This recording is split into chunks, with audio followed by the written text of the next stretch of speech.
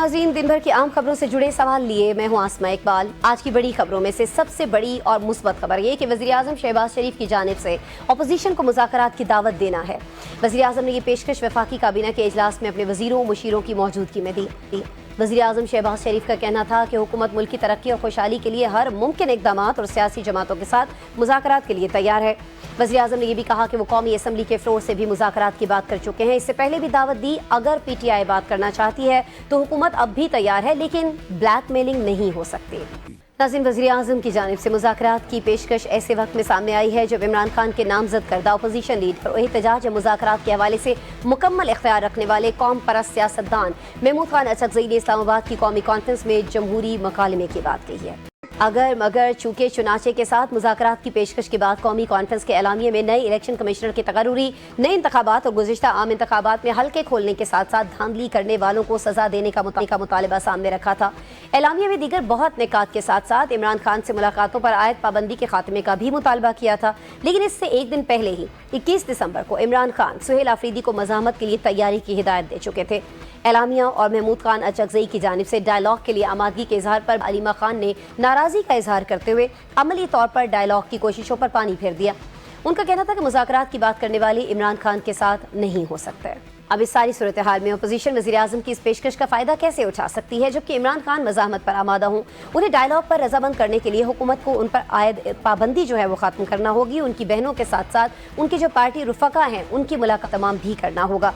यही बात पार्टी के चेयरमैन गौहर खान ने कही और साथ ही वज़ीर-ए-आज़म की जानिब से मुज़ाकरात की पेशकश पर तबसरा करने से भी मुआज़रत कर ली। नाज़रीन, गौहर खान की बात दुरुस्त है, इमरान खान से बात होगी तो बात बनेगी।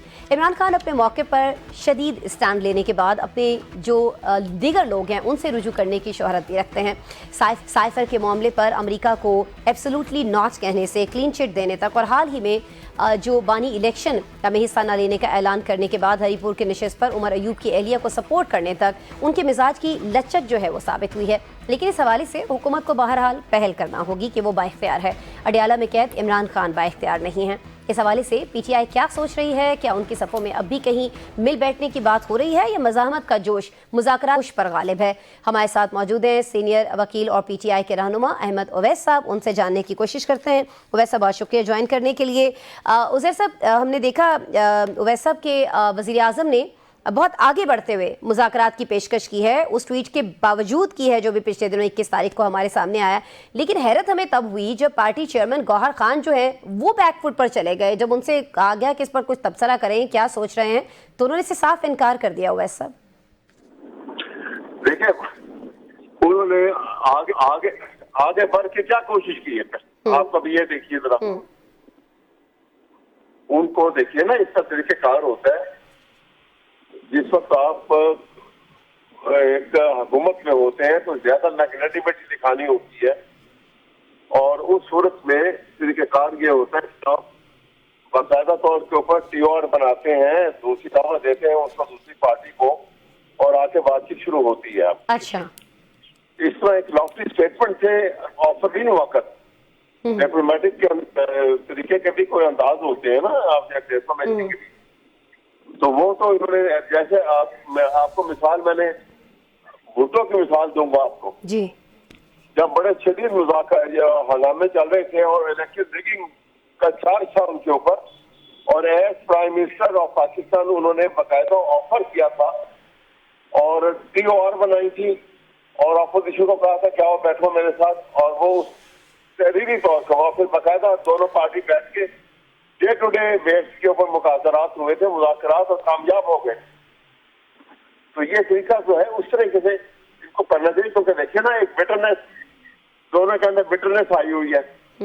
एक तरफ प्राइम मिनिस्टर कह रहे हैं कि मुज़ाकरात करो, और अताउल अतारर जो है वो ये कह रहे हैं कि जी हम 9 मई वालों से बातचीत कर हाथ मिलाने को तैयार नहीं है जब तक वो माफी ना मांगे। तो आपको तो वज़ीर-ए-आज़म की बात को इम्पोर्टेंस देनी चाहिए ना, या आपको लगता है कि वज़ीर-ए-आज़म भी बस दिखावे के लिए ये बात कर रहे हैं और अमली तौर पर कुछ नहीं कर रहे, जैसे कमेटी नहीं बना रहे?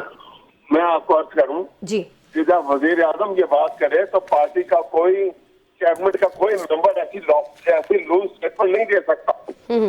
अब अगर वो दे रहे हैं तो मतलब है कि इसकी वो प्राइम मिनिस्टर की कंसर्न के बगैर तो नहीं दे रहा, अदरवाइज तो वो उसको कैबिनेट से फारिग कर सकते हैं।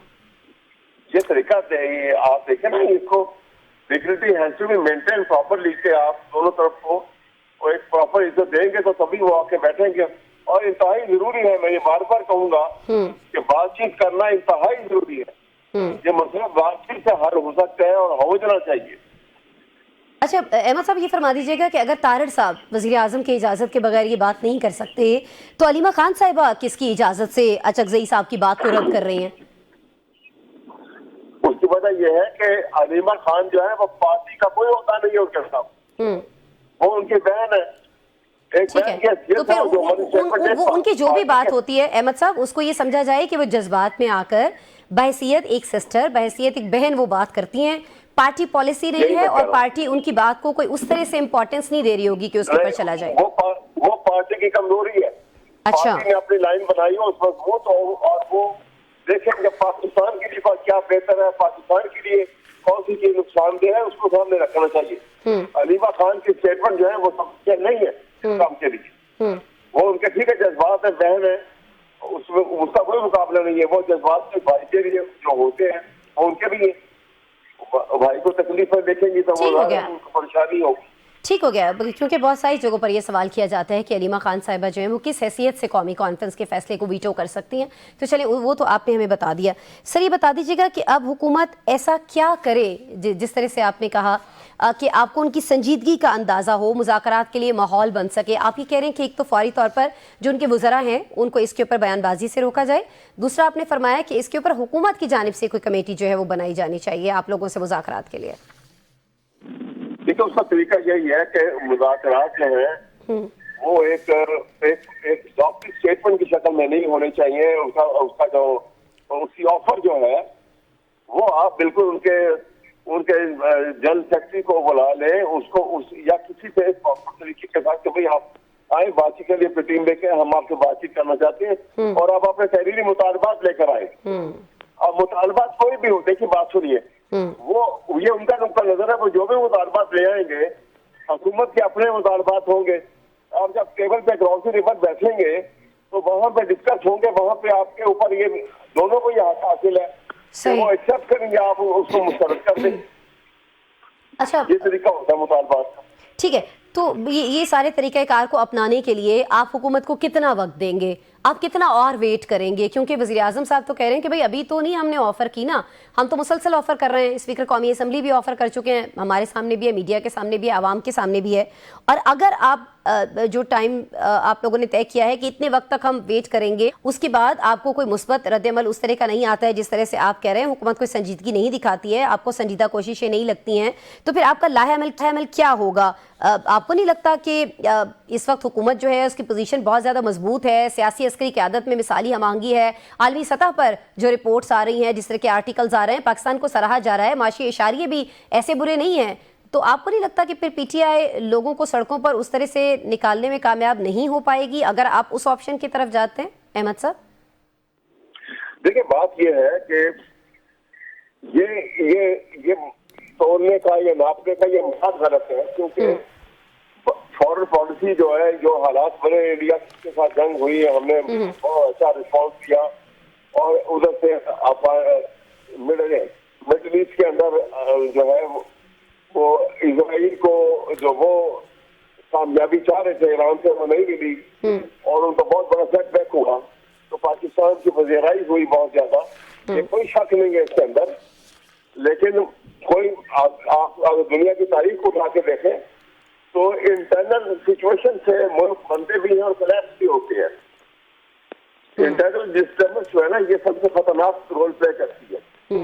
तो ये इसको मद्देनजर रखते हुए मैं आपसे ये कहूंगा कि अभी हमारी इंटरनल पोजीशन जो है वो इतनी फेवरेबल नहीं है। हमारी इकोनॉमिक आप समझेगा एक बुनियाद थोड़ी सी बुनियाद तो बनी है कि आपकी इकोनॉमिकली हम आगे से कुछ बेहतर हो रहे हैं, लेकिन एट द सेम टाइम आपको देखें कि हमारे 25 करोड़ आबादी है पाकिस्तान की और उसमें आप बिलो पॉवर्टी लाइन की परसेंटेज जो है वो आपको मालूम है कि वो 50% में तजावज कर गई है।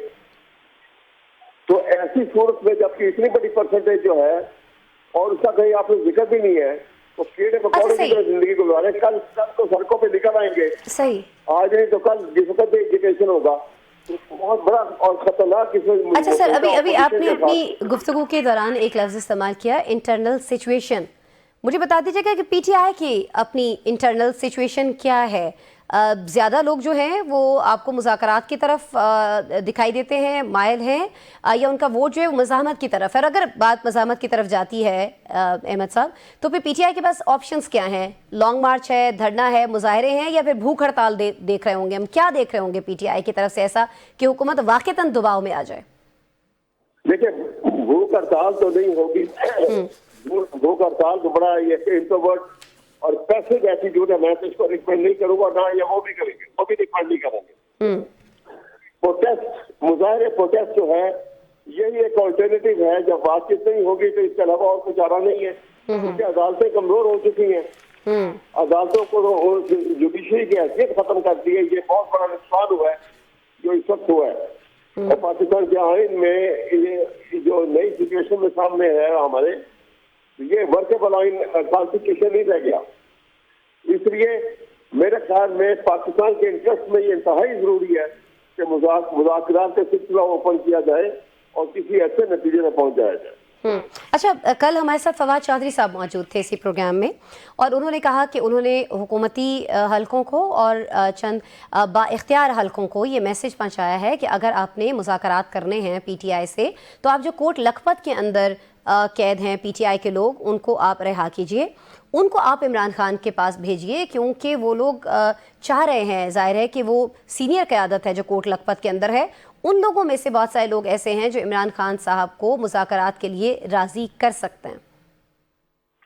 देखिए खैर वो उनके फवाद साहब की एक अपना नुक्ता नजर होगा, लेकिन बहुत सारे ऑप्शन जो हैं वो एक्सरसाइज की जा सकती हैं। अच्छा, जब हम इस नतीजे पे पहुंचे कि हमने कुछ ये काम करना जरूर है, तो उसमें ये नहीं है कि कोई ऑनरेबल तरीके के साथ, ठीक है, हुकूमत के भी ऑनर बरकरार रहे और ऑपोजिशन वालों को भी ये ना महसूस हो कि वो डिग्रेड हो गए हैं।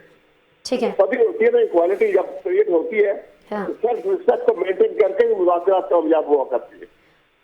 अच्छा, वज़ीर आज़म भी तकरीबन ऐसी बात फरमा रहे हैं जिस तरह से आप कह रहे हैं। उन्होंने भी कहा है कि मुज़ाकरात जरूर करेंगे लेकिन किसी ब्लैकमेलिंग में नहीं आएंगे। वो ब्लैकमेलिंग की बात, उनको ये बात अभी करनी, ब्लैकमेलिंग वाली कोई बात नहीं होगी। जब मुज़ाकरात के टेबल में बैठ जाएंगे तो उस वक्त ये सारी बातें हो सकती है कि आप एक चीज मानते हैं, चीज नहीं मानते हैं, जो मानते हैं तो क्यों मान रहे हैं, नहीं मान रहे हैं तो उसकी क्या वजह है। ठीक है, अभी हम प्रिएम्प्ट क्यों करें कि ये ब्लैकमेल कब होगा। इतने अच्छे से देखो ना, ऑपोजिशन भी तो बैठ के मार खा रही है। जी जी, वो भी तो आज ऐसी असेंबली में जाके बैठी हुई है कि जिसमें हुकूमत जो है वो नॉन इलेक्टेड लोगों की मेजोरिटी है उसके अंदर, तो हम भी तो उस चीज को वोट तो कर रहे हैं। ये दोनों तरफ है। अच्छा, के साथ आए, इंशाल्लाह कोई रास्ता निकल आएगा। अच्छा, खुले दिल के साथ आए, कोई रास्ता निकल आएगा, ये आप फरमा रहे हैं, लेकिन आपकी पार्टी में से किसी ने, ज़ाहिर मुलाकात ही नहीं हो पा रही है, तो इमरान खान साहब से इसकी इजाज़त ली है? क्योंकि 21 तारीख को जो एक मैसेज आया है ट्विटर के ऊपर उनका, उसमें तो वो मज़ाहमत का रास्ता इख्तियार करने की बात कर रहे हैं। तो जो लोग इस वक्त अहमद ओवैस साहब आपको सुन रहे हैं, वो ये तवक्को रखें कि अगर वाक़तन प्राइम मिनिस्टर की तरफ से कोई ऐसी कमेटी बना दी जाती है तो फिर आप लोगों की तरफ से ये नहीं होगा कि इमरान खान साहब से मिलने दिया जाए, फिर हम डिसाइड करेंगे। जो बाहर लोग मौजूद हैं उनके पास इख्तियार है, वो खुद से डिसाइड कर सकते हैं। नहीं, देखिए बात सुनिए ना, इसमें जब आप एक पार्टी हेड हैं, प्राइम मिनिस्टर रह चुके हैं, जब मुज़ाकरात के लिए आएंगे तो वो अपने लीडर से डिस्कस नहीं करेंगे, करके आएंगे। और ये खुला दिल रखना चाहिए, उसके से बैठा हुआ इंसान को भाग तो नहीं जाएगा ना। अच्छा, तो आपको उम्मीद है कि अगर आपको मिलने दिया जाएगा तो इमरान खान साहब जो हैं वो एब्सोल्युटली नॉट नहीं बोलेंगे, एब्सोल्युटली यस बोलेंगे मुज़ाकरात के लिए? बिल्कुल बिल्कुल बिल्कुल पॉजिटिव रिस्पॉन्स होगा उनका। अच्छा, ये बड़े एतमाद से कह रहे हैं आप अहमद ओवैस साहब? जी बिल्कुल, जी बिल्कुल। ठीक है जी, बहुत शुक्रिया अहमद ओवैस साहब, आपने GTV से बात की, हमारे वक्त निकाला। वज़ीर आज़म ने जी आगे बढ़कर मुज़ाकरात की पेशकश कर दी है और अहमद ओवैस साहब हमारे साथ मौजूद थे, बहुत ज़्यादा कॉन्फिडेंट दिखाई देते हैं। कह ये रहे थे कि अगर हमें इमरान खान से मिलने दिया जाता है तो ऐसा नहीं हो सकता है कि वो मुज़ाकरात से इनकार कर दें, वो मुज़ाकरात के लिए एब्सोल्युटली येस बोलेंगे। लेट्स सी क्या होता है। ब्रेक लेते हैं प्रोग्राम।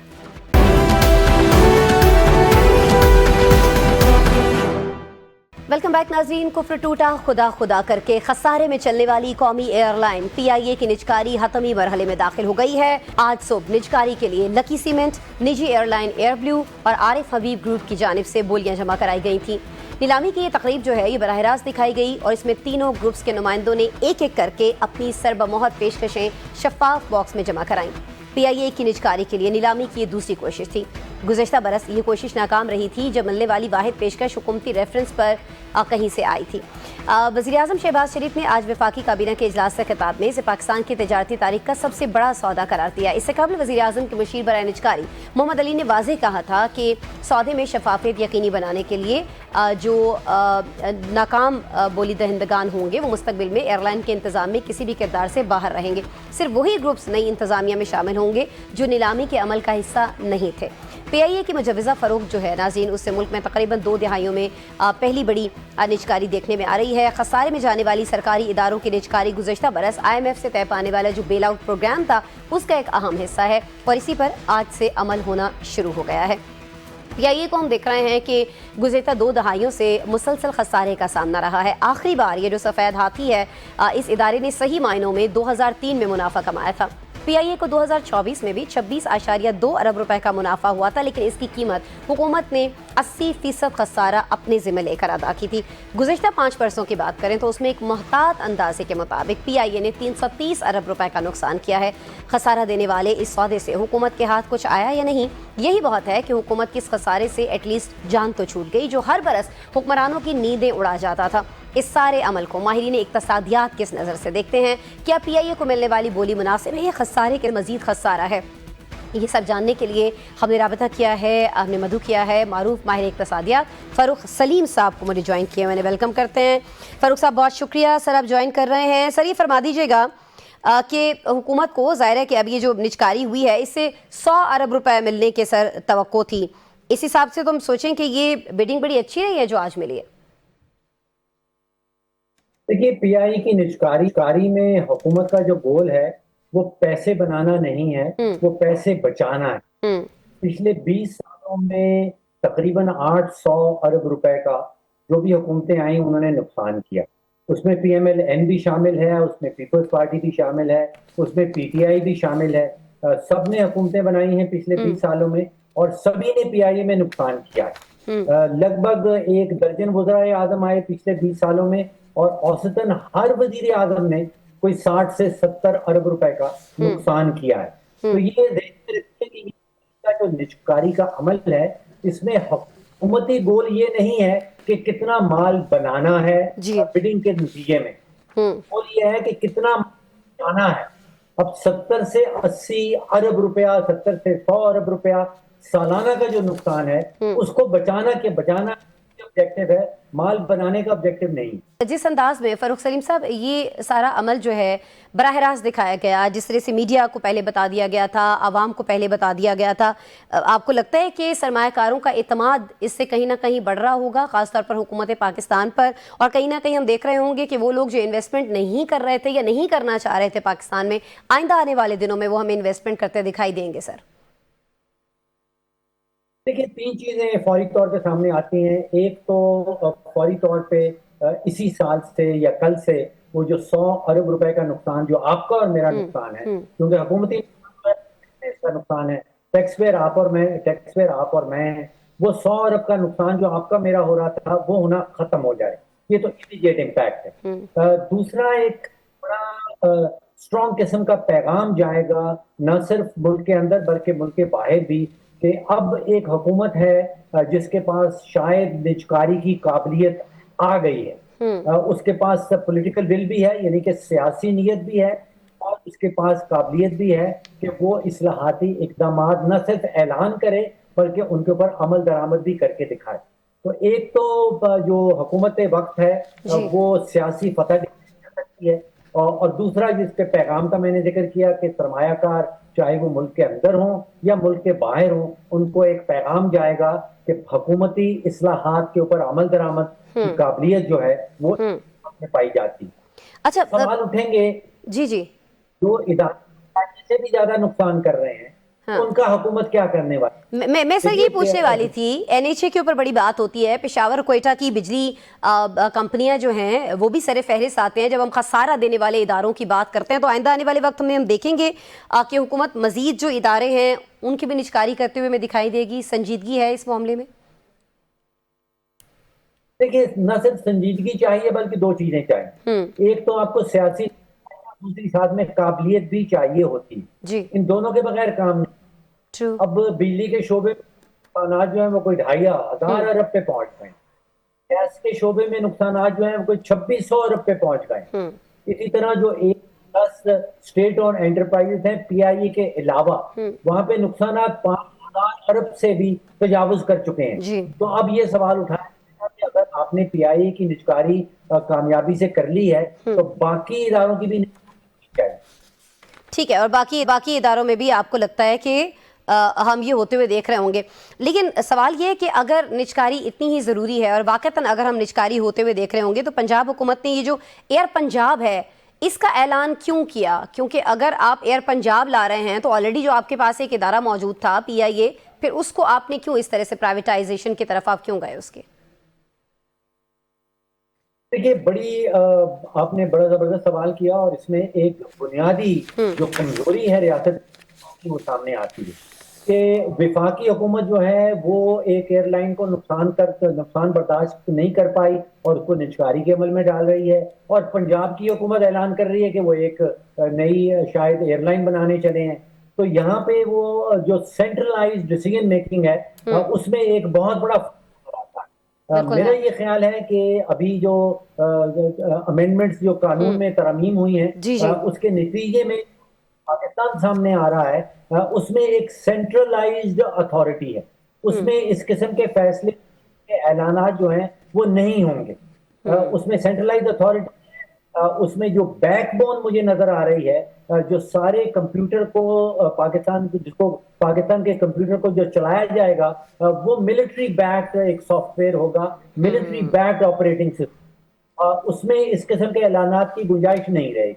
अच्छा, तो ये जो आप कह रहे हैं कि एक पूरा नए सिस्टम के तहत इसको चलाया जाएगा, तो ये समझा जाए कि जिस तरह से आवाम पहले ये सोच लेते हैं कि अगर किसी इदारे की निजकारी हो रही है, कहीं पहले खसारा हो रहा था तब भी आवाम को भुगतना पड़ रहा था, अब निजकारी हो रही है तो इसमें भी कहीं ना कहीं कुछ ना कुछ ऐसी चीज़ें होंगी जो आवाम के ऊपर जिसका बोझ आएगा। तो ये जो पीआईए की निजकारी हुई है इसमें भी क्या कुछ ऐसा हुआ है जो हिडन है हम लोगों से, आवाम से? क्योंकि सोशल मीडिया पर इसको लेकर बहुत ज़्यादा बहस हो रही है कि आखिर कहीं ना कहीं जो ये सारी चीज़ें हो रही हैं, चाहे खसारा हो रहा हो चाहे कोई निजकारी हो रही हो, भुगतना आवाम ने है सारा। देखिए, अवाम उन इदारों की जिम्मेदारी अपने सर पे आती है या भुगतना पड़ता है हुकूमत, जिनको हुकूमत जो है वो चलाती हो या हुकूमत की ओनरशिप में हो। अब जब इदारा ओनरशिप में नहीं रहेगा और वो प्राइवेटाइज कर दिया जाएगा, फिर व्हाट कैन गो रॉन्ग है कि अगर तो सिविल एविएशन अथॉरिटी जो है वो इसके अंदर मुदाखलत शुरू कर दे और एक प्राइवेटाइज एयरलाइन को ना, व्हाट कैन गो रॉन्ग है कि अगर हुकूमत अपनी सियासी मुदाखलत जो करती है, लेबर के हवाले से करती है, प्राइसिंग के हवाले से करती है, हायरिंग के हवाले से करती है, अगर वो मुदाखलत करना बंद ना करे तो फिर नुकसान के चांसेस सामने आ जाएंगे। अगर तो हुकूमत जो है एग्जिट कर ले और सियासी मुदाखलत पीआईए में खत्म कर दे तो फिर अवाम के नुकसान होने का कोई अंदेशा सामने नहीं। अच्छा सलीम साहब, कुछ और भी ममालिक हैं जिन्होंने इस तरह के इकदाम लिए हों, ऐसे इकदाम फ़ायदा देते हैं किसी भी मुल्क को या नुकसान का बाइस बनते हैं? जब जो सरकारी इदारे होते हैं और ख़ासतौर पर इस तरह की एयरलाइंस होती हैं उनको अगर निजकारी के तहत फ़रोख्त कर दिया जाता है तो? देखिए, हमारे पास कोई वफाकी हुकूमत के पास 110 के करीब स्टेट ओन एंटरप्राइजेज हैं और उस हम तकरीबन 1,500-2 हज़ार अरब की या सब्सिडी दे देते हैं या उसमें नुकसानात हुकूमत को उठाना पड़ते हैं। और जैसे मैं ये कहता हूँ कि हुकूमत को उठाना पड़ते हैं तो इसका मतलब है कि आपको और मुझे उठाना पड़ते हैं, क्योंकि आप और मैं हैं और जितने भी हुकूमत के नुकसानात हैं वो आपके और मेरे टैक्सेस से निकलते हैं। बहुत सारे मालिक हैं, वियतनाम में कोई तकरीबन 2 से 2.5 हज़ार ऐसे इदारे हैं जिनकी निजकारी की और छुटकारा हासिल किया। बरतानिया में निजकारी हुई, इंडोनेशिया में निस्कारी हुई है, हमारे हमसाया मुल्क ने एयर इंडिया को प्राइवेटाइज किया है। तो अब जब ये इसका लुबे लुबाब ये है कि हुकूमत का काम हुक्मरानी करना है, हुकूमत का काम बिजनेस। सही, यानी आपकी गुफ्तगू से मालूम ये पड़ा कि ये जितना वावेला सोशल मीडिया के ऊपर इसको लेकर किया जा रहा है, इसकी निजकारी को, इसमें बहुत सारी बातें जो हैं वो फर्जी हैं। आप ये फरमा रहे हैं कि सिर्फ पाकिस्तान वाहिद मुल्क नहीं है, बहुत सारे और ममालिक भी हैं और हमारे पड़ोस में भी ऐसी एक एयरलाइन ही को लेकर मिसाल मौजूद है। और इससे यकीनन जब खसारों से, नुकसानात से छुटकारा हासिल किया जाता है तो यकीनन हुकूमत को भी फ़ायदा होता है और उसके साथ साथ हुकूमत को जब फ़ायदा हो रहा होता है तो ये फ़ायदा आवाम तक पहुँचाया जाता है। लेट्स सी यहाँ ये फ़ायदा आवाम तक पहुँचता है नहीं पहुँचता है। फ़ारूक सलीम साहब, सर आपने वक्त निकाला मेरे प्रोग्राम के लिए, बहुत आपका नाज़रीन। प्रोग्राम में ब्रेक शामिल करते हैं, ब्रेक के बाद मिलते हैं आपसे।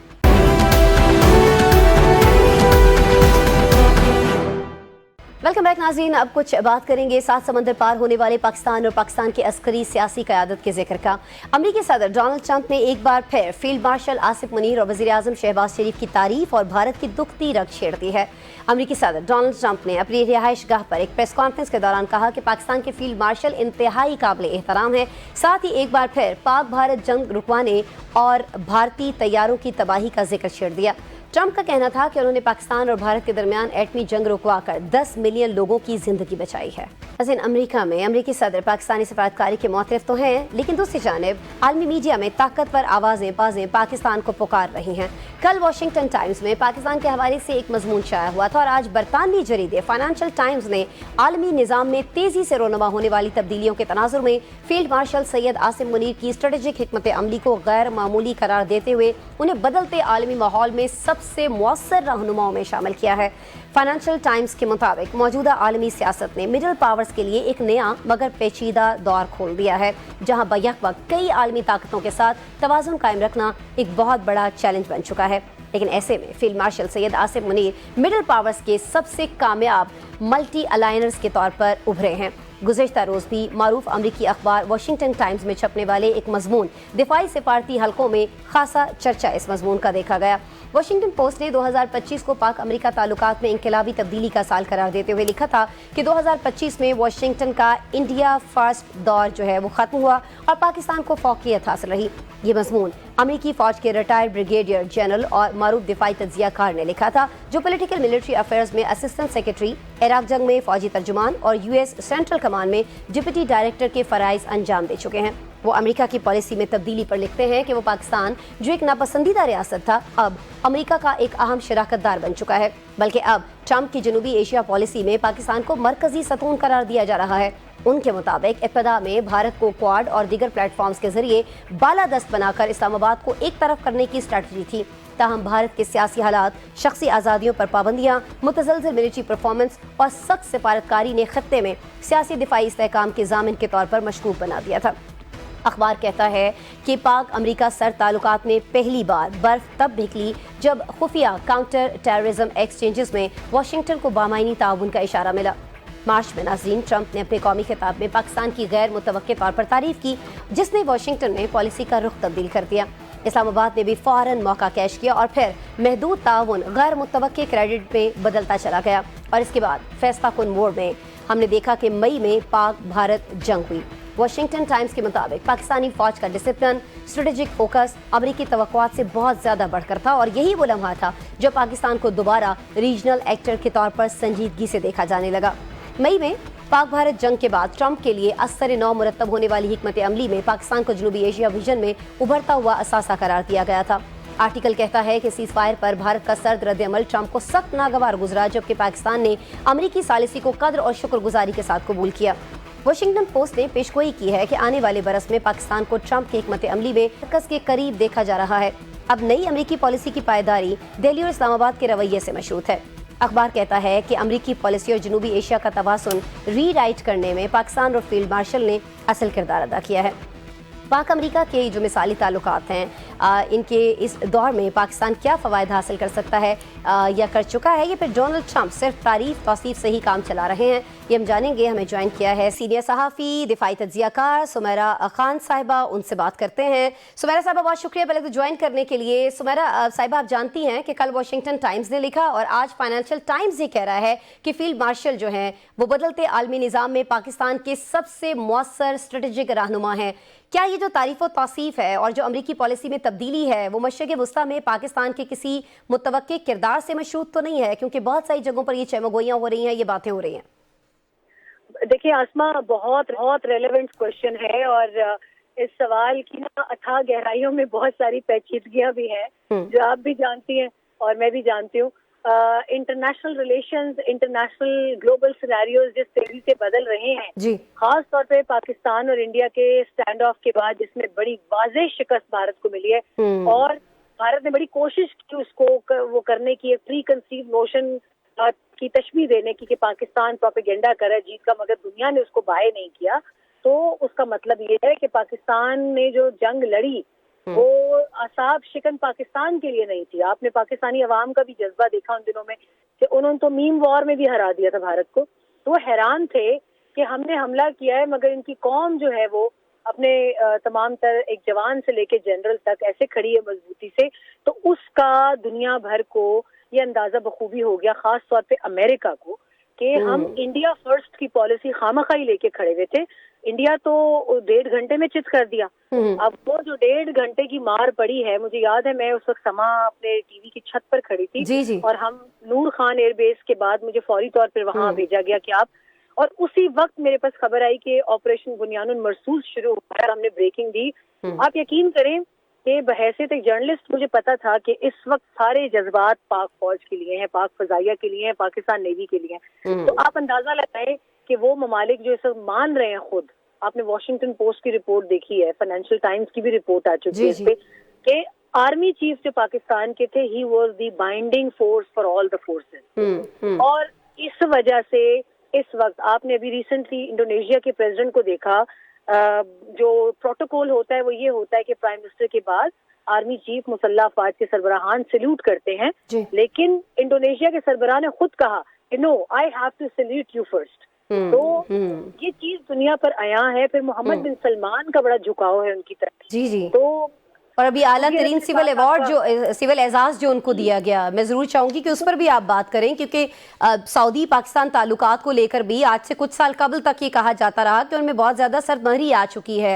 ये ताल्लुकात जो है आपको इतने अच्छे नहीं रहे हैं जिस तरह से माजी में थे, लेकिन अब हम देख रहे हैं कि ताल्लुकात और ज्यादा गर्मजोशी के साथ आगे बढ़ रहे हैं। और जिस तरह से खास तौर पर आसिम मुनीर साहब को, फील्ड मार्शल साहब को इस आला तरीन एजाज से नवाजा गया। सुमैरा खान साहिबा, बिल्कुल ऐसे ही आसमा, और अवार्ड ऑफ एक्सीलेंस सऊदी अरब की तरफ से कोई मामूली बात नहीं होती। और फिर जिस तरीके से उनको खादिमुल हरमैन शरीफैन किंग सलमान के डायरेक्टर्स के ऊपर और क्राउन प्रिंस उस पूरे एक प्रोसेस में शामिल थे, उनके वजीर दिफा ने वो एजाज उन पर अता किया है। बिल्कुल। तो ये चीजें इनको मामूली मत समझिएगा। अब मैं क्विकली आपके मिडिल ईस्ट वाले इसके ऊपर सवाल पर आती हूँ। इंटरनेशनल स्टेबलाइजेशन फोर्सेस का खाका कुछ ही वक्त में मुकम्मल हो जाएगा। आज मेरी फलस्तीनी सफीर से इस बारे में बात हुई जो पाकिस्तान में तैनात है। उन्होंने कहा, बल्कि ये मैं आपके टीवी स्क्रीन पर उनका जवाब बता देती हूँ कि उन्होंने कहा कि हमें कोई एतराज नहीं है पाकिस्तान की फोर्सेस के आने पर कि जब वो पुरअमन फलस्तीन को बनाने अगर आते हैं तो हमें कतन कोई एतराज नहीं है। तो प्रोपेगेंडा देखिए वहीं पे खत्म हो गया।